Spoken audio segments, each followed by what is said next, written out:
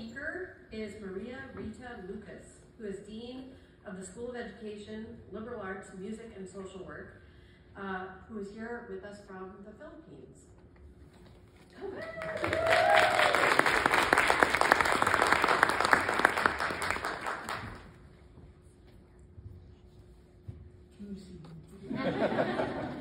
Hello, can you hear me well? Okay. So it's 4:15 a.m. in the Philippines, and so my head is very early in the morning. Okay, so good afternoon, everyone. I am honored to share insights from my journey to the Certificate in Early Education Leadership. I took the program beginning 2019, and it is what kept me sane and hopeful during the pandemic. So I finished in 2021, and I am very grateful that they invited those who finished during the pandemic if they wanted to join in person. And so we put our savings, and I have my whole family here, our 4 children and my husband. We are just here in our beautiful country for a week, and then we're back. So we're very happy to be here. This program was transformative for me, and I see it as a comprehensive program which ably and brilliantly marries the science and practice of early childhood education and the principles of well-informed leadership. It empowers the mind with unarguable principles, directs the hands to intentional practice, and touches the heart to give more. A pivotal lesson from SEAL was the importance of adaptive leadership. Leading in early childhood requires navigating complex systems, embracing change, and fostering collaborative environments. The program emphasized that true leadership is about creating conditions for collective learning and continuous improvement. Let me share some small changes, even small little changes that I was already able to do. One of our readings on universal design for learning led me to Ludia. Ludia is a play of words of UDL and AI. This is an AI chatbot designed to support educators in applying UDL framework in real-world classroom context.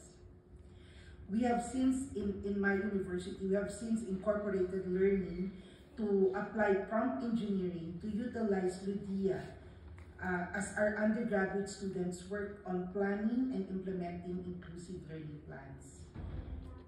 I also found that the SEAL case studies, like what we did this morning, also in the literacy seminar, I realized, I really found the SEAL case studies and plan and apply strategies very helpful in bridging theory and practice and really being reflective in what we do. In our university now, we have created a course in our graduate school on decision making and curriculum and supervision, cases and issues in early childhood ed. So although we use case studies, but we would really like to do it like Harvard does it in this program.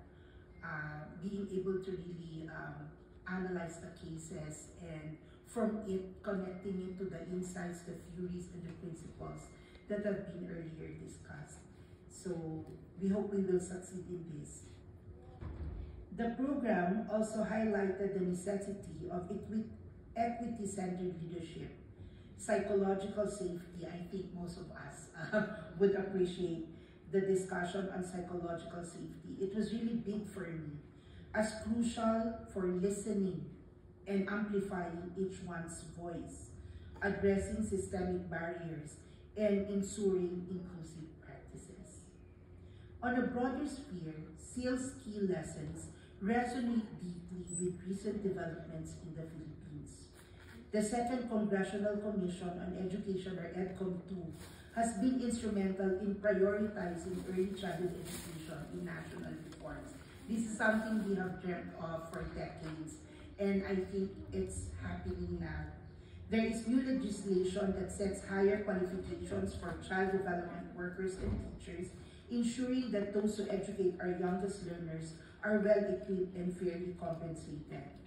Recognizing the critical role of early education, the government approved. I placed here 700 million, but I saw in the news it's now 1 billion pesos to establish child development centers in low-income municipalities. The 330 million that Robin mentioned that are in poor children in poor places, well, majority of our children are in this state in the Philippines. So this would seek to provide access to quality early childhood programs in areas that previously lacked such facilities.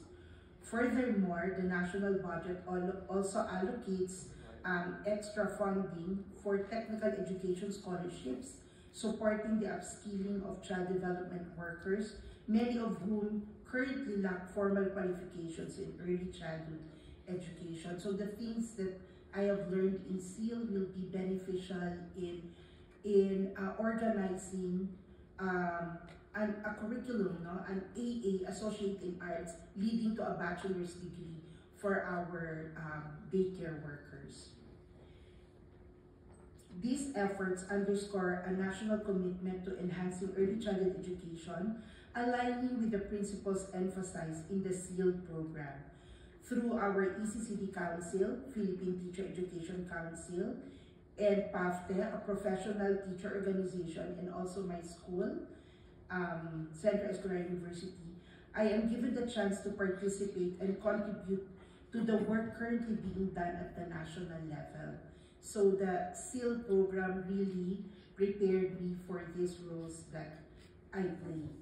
I bring with me what I've learned from SEAL, particularly as part of the advisory group, revising early learning and development standards, enhancing early childhood teacher education programs, in-service teacher training, and legislation and policy making.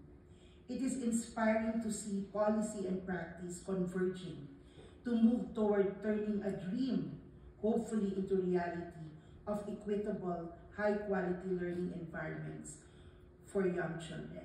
So we are thousands of miles away, but this program, the SEAL program, will really have, or is really having a great impact in the development of early childhood programs in our country. Truly, SEAL empowers the mind to innovate, directs the hands to good practice, and inspires the heart to care more and do more for the teachers, children, and their parents. Thank you, and God bless the work we all do.